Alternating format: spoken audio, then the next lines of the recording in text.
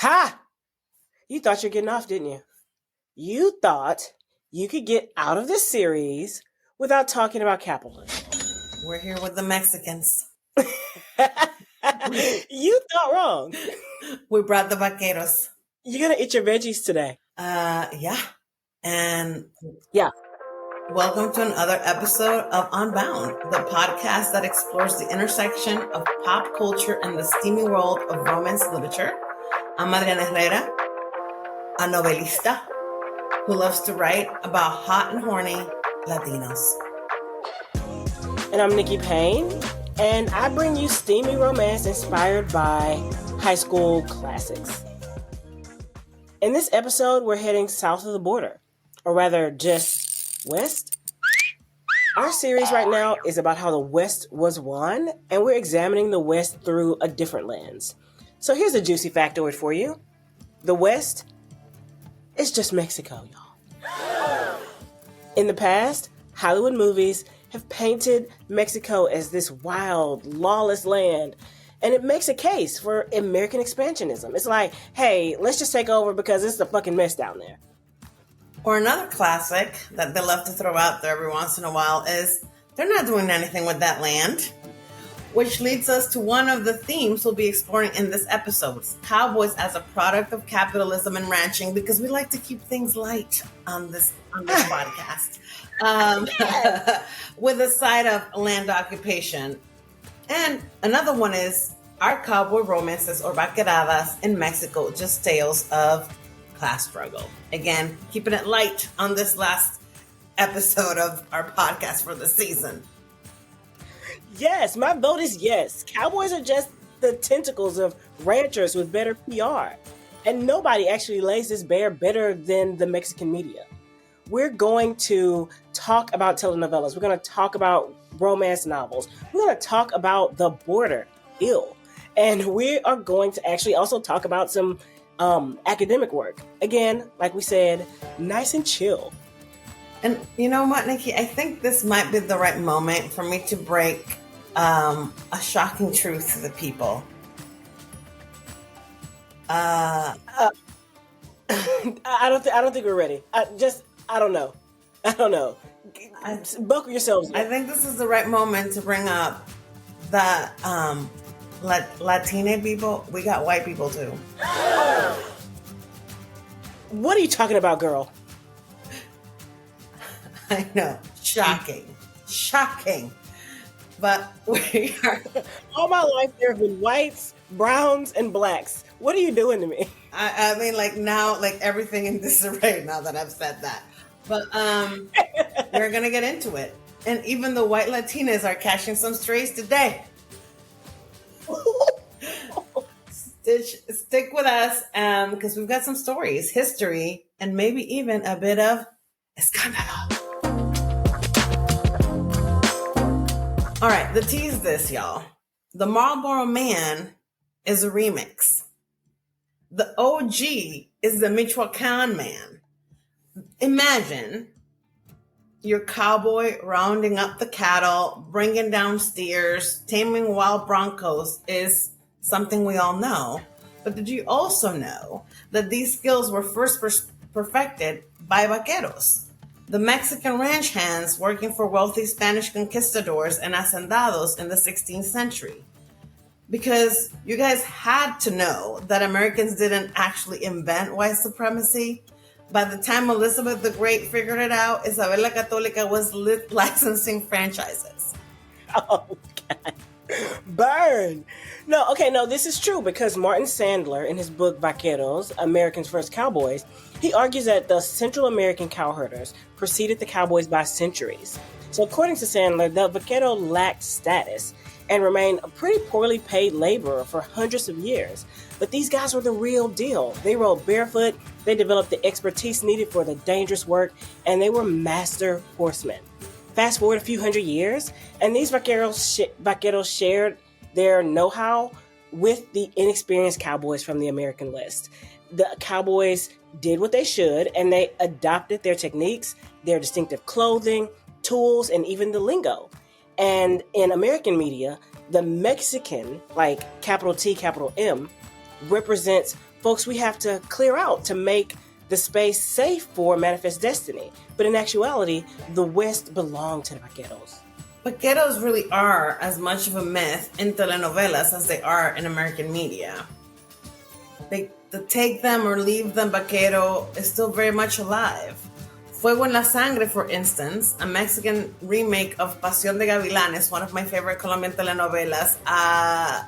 We can have a whole season just me talking about that one novela.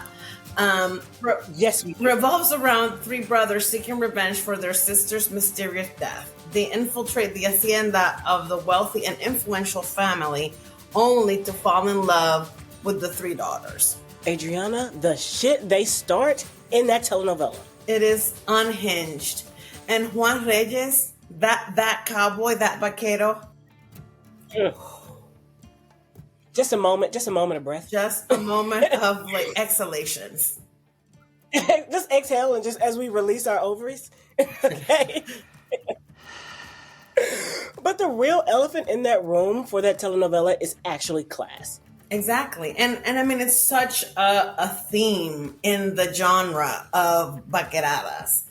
Fuego en la Sangre shows how class divides are navigated, with the upper class portrayed as corrupt, lazy, and the lower class is honorable, scrappy, resilient, loyal.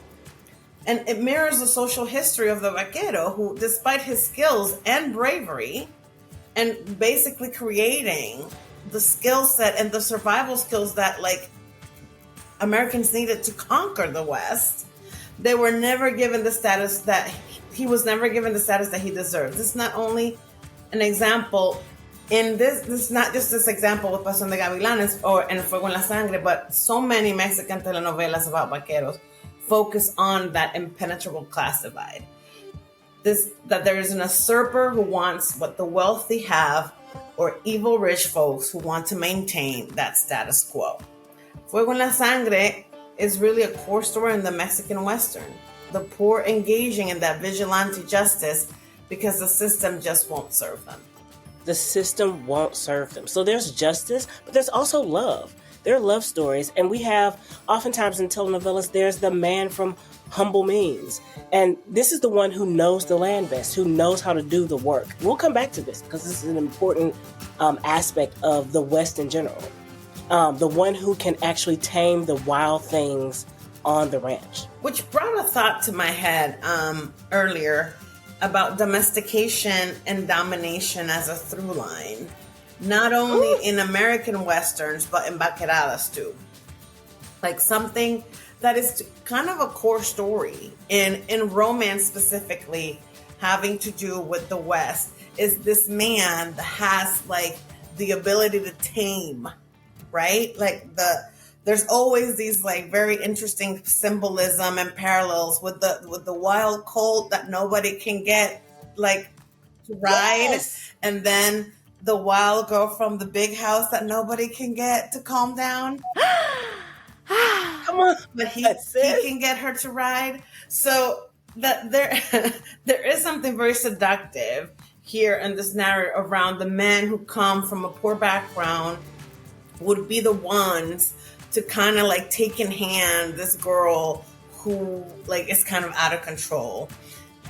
It brought to mind actually Isabel Cañas's Vaqueros del Norte, which is a horror kind of romance story. And it's one that really has that trope, which makes sense because I feel like Isabel is really trying to kind of really work with themes that are classic themes of Mexican storytelling. And in this story, he is one of the farmhands, and when they were children, they were in love, but he ends up having to leave because of something that happens. And the heroine is one of the daughters of the hacendado. So you usually have this wild girl that's kind of untamed, so to speak, that the cowboy takes on and brings to heel. I don't know. Okay, that's first weird, of all, but like you get what I'm saying. Yeah, no, I get it, and I'm activated. So yes. I mean, alpha heroes are popular for a reason. It's very interesting to think about the flip side of that. And the fact that a vaquerada or a western, nepotism does happen. But it is the man who has the skill who often wins the day. So it's not just if you inherit a ranch, if you inherit a hacienda, you are actually going to have to know how to work that land. And the Western is one of the few genres and storytelling modalities where you actually have to earn your position. Yeah, I mean, it's interesting thinking about it in terms of a romance, right? Because in romance, the alpha hero, in many contemporary settings, isn't required to do anything. And in historical settings, is really not required to do anything. Because, baby, you just got to be a duke. You don't have to... Come on, baby. You have to be upright and breathing and a duke. And that is all that is required from you to be a hero. It's a nice bonus if you kind of say a speech about being an abolitionist every once in a while. But, yes. Or if you like fix the roof of a failing house, like sure. Everyone's a roofer. That really does kind of like make you like in like the kind of like 99 percentile. But like the cowboy actually has to have more than that, because if you in the cowboy romance, if you are like the son of the big house and you're just lazy and don't know how to like rope a horse or do a thing with a lasso or kind of like herd that cattle, then you're worthless. You're not the hero. You can't be the hero if you don't have the skill to tame the land, right? And so I think that is an interesting kind of little piece of something to think about that kind of brings us back to like that original point of the beginning of the season of, is the Western the quintessential American narrative? Beautiful. So through these media lenses, whether it's books, telenovelas, and movies, it is kind of easier to see the clear picture that the cowboy as we know it owes a lot, like in the vaquero, go hand in hand. The vaquero was there before, but gentrification and everything. Yes. Bring us through it, sis. The romanticized cowboy has overshadowed the true heroes of the American West. Yeah, I love the way you say that, because the vaquero story is one of skill, courage, and often unrecognized contribution, right? And we are going to continue to explore some of these bigger stories, larger themes, and we're going to keep in mind how these narratives actually shape our understanding of history and identity. I mean, it feels kind of big, but it's all going to loop in together. Trust us. Ride with us. Let us cook. Oh, we're not done. We're headed for the border next, and it's not going to be Taco Bell.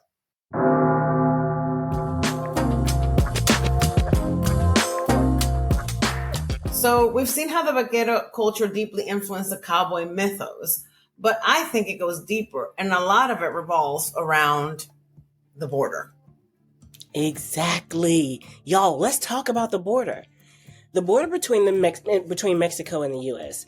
has really blown itself out of proportion. It's become a symbolic boundary between the safe United States and the threatening world beyond.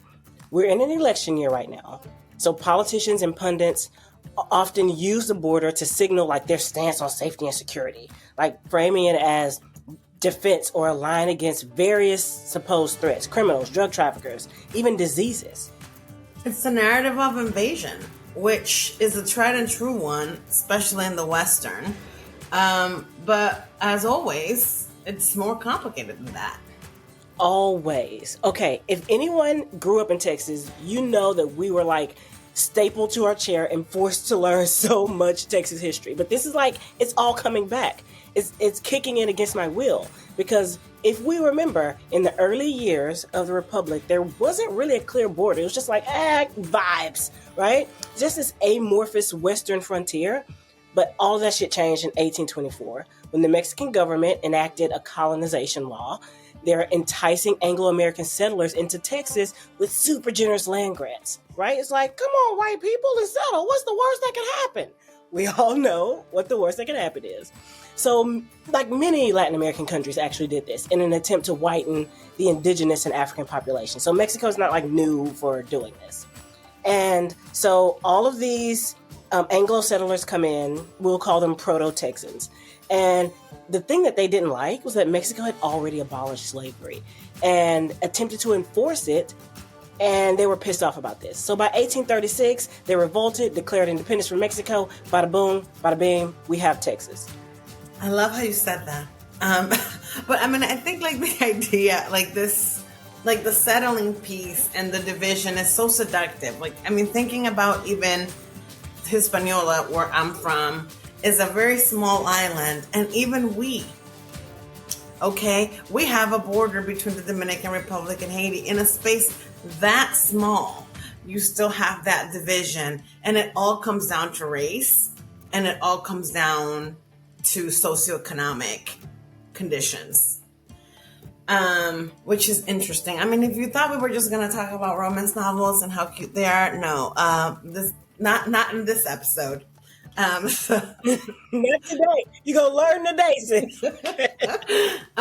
So I mean, thinking about race and the idea of the West, it really was an attempt to define a symbolic boundary between English-speaking American and Spanish-American lands in the South. The Vaqueros taught white settlers how to cowboy, and then they were run out of their own country. Boom.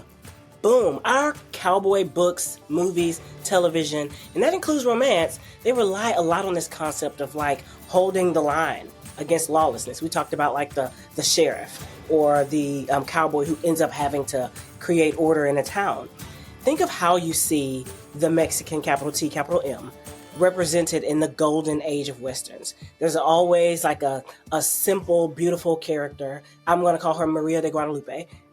That she has large eyes. She's a brunette, often played by a white woman who's just brown hair that like needs white protection. Or the men all have guns, or they're always running around. Like there's always like a can of ale. Like everyone's burping, right? Like everyone is always there. There's a sombrero tipped over their head. Like you understand the media that we are inundated with all the time.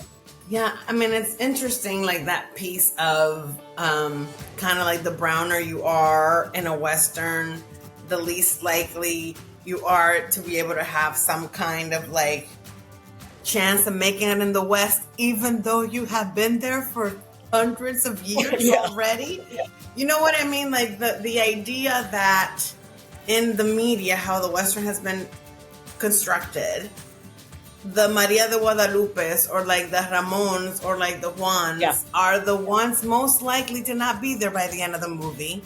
And yet they had been there for 200 years before John Wayne got there. So, I mean, it is interesting. And it's also something to think about. I thought that I kind of say this here in terms of how we construct the cowboy romance narrative, and thinking about like the more insular it is, the more that it's a gentrified version of how the West actually has always been. And I mean, if we have to kind of like think about in a romance novel, I know that there are many a romance novel that I've read that is a cowboy romance where brown people are only mentioned to talk about some kind of crime. Some kind of crime. And what if I tell you that every single news story that you hear about the invasion, you can't see me, but I'm doing air quotes, heavy air quotes on invasion, at the border by criminals, rapists, gang leaders, etc. It is the same cowboy narrative, y'all. Yeah. We must secure our border shit is John Wayne's storytelling, and it worked. The cowboy, the lawman who inherited and benefited from the vaquero techniques and tools and situational knowledge is celebrated for pushing out the very people who taught them how to do the thing that they're doing to keep the land that they occupied. So let's bring this around. What does the border have to do with romance? Rock with me for a minute, y'all. So we've established that the border is not just about geography. It's a symbol, right, of economic, racial, cultural divides. And in vaquero romances, interestingly enough, love doesn't always actually conquer all, right? It actually brings fucking chaos, right? Death, destruction. The class divide, in many ways, particularly in Mexican media, is stronger than love. And oftentimes in the golden age of Hollywood, the cowboy may love that Maria de Guadalupe character in need of white protection, but she is not his ultimate stop. No, she indeed is not. She is the point in that hero's character arc as he earns his heroine, who will not be Maria de Guadalupe de los Santos de los Ángeles. Every time. It's, let's say, like Save the Cat, but with a woman from another country that speaks a different language. And so we're so used to like seeing these borders as these liminal spaces, but I'm getting the feeling, and you can argue with me in the comments, but like class and race divides are actually firmest sometimes in these liminal spaces as people try to like stretch and reach for identity. Yeah, agreed. And in that sense, the border is a definition marker that separates the hero from the villain. Those in need of protection, those who give it.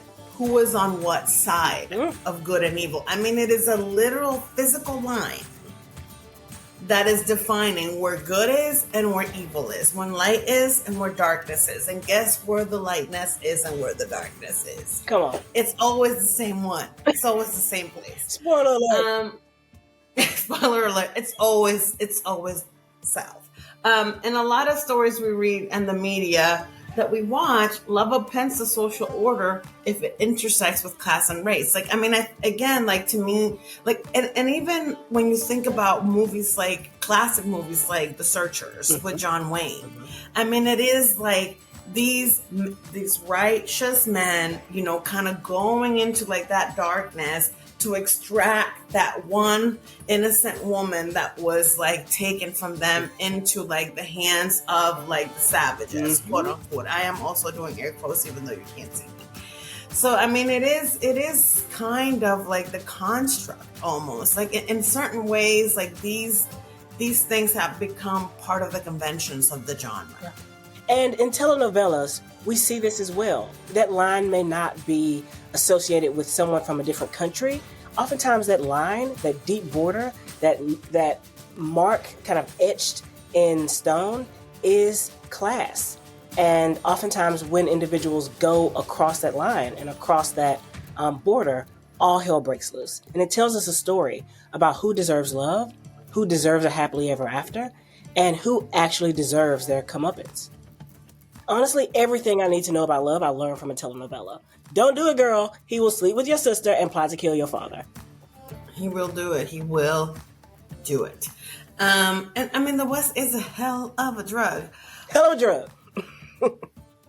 One thing that I would say is that it's not comparison for the way Vaquero heritage has been repackaged, cut, commercialized, whitened into the modern cowboy myth. And again, kind of going back to point of view, and the thing that we really talk about here is the gaze that we're telling stories from and the difference that makes. It really comes down, I think, when you think about cowboy romance. Like if you're reading cowboy romance that doesn't deal in any kind of interaction with anything outside whiteness and these, a family that doesn't ever kind of have to grapple with occupation or the environment and the way the environment has been devastated, then you're reading sanitized. You're reading sanitized Westerns, and you are injecting like America's favorite drug. Like you are telling yourself America's favorite bedtime story over and over again, whether you mean to or not. Even if you're reading really widely, once you when you consume that Western that tells the story of moving people out so other folks can come in, or is talking about taming the land and saving someone from Native American raids, like that language, right, is all about who belongs in the land, who deserves to be there. So is the West just Mexico? In many ways, yeah. The vaquero culture laid the foundation for what we now celebrate as the cowboy lifestyle. I mean, they gave us the music, they gave us the mariachi hats, and they gave us the chaps. Come on. And They gave us Peso Pluma, which I'm very happy for. Peso Pluma and Vicente Fernandez. Come on. My God. Corridas. Oh Listen. my gosh. Did you hear the Bad Bunny and I think it's like Banda Frontera? Por ciento. I'll send it to you. It's very Send dope. it to me, please. I never knew I all needed about it. never knew I needed Tejano music with Bad Bunny in it. Like I never knew. And let's not even get into Los Bukis, which is like my favorite. But let's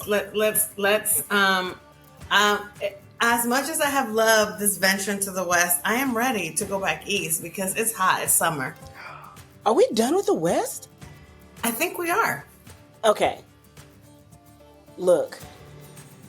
The first thing we tackled was the myth of the West. What kind of political work these myths that erase black bodies, brown bodies, queer folk off the map does. Because it's doing something, y'all. It's giving you a bedtime story about your America right now. Who is part of the American dream? Who is excluded from it? But we actually didn't touch on everything. What did we miss? Asian folks, queer women? Or is there something else that we should have been talking about that we missed? We want to know. Tell us. Is there anything that you want us to do in the future? We want to hear from you. What would you like to see us do a season on? Thank you all for joining us on this journey through the hidden histories of the West. If you enjoyed today's episode, don't forget to subscribe, leave us a review. We'd love to hear your thoughts on the Vaquero legacy and its influence on the American cowboy. We want to hear your thoughts on Beverly Jenkins. We've actually already seen some hot takes, right? We love communicating and engaging with y'all, so make sure you spread the word, review us, and subscribe.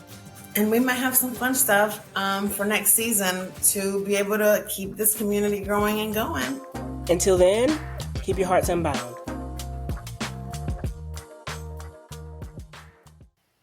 We did it. We did it. We did a series on the West. Adriana. We did it, Joe. we did it, Joe. Oh my gosh.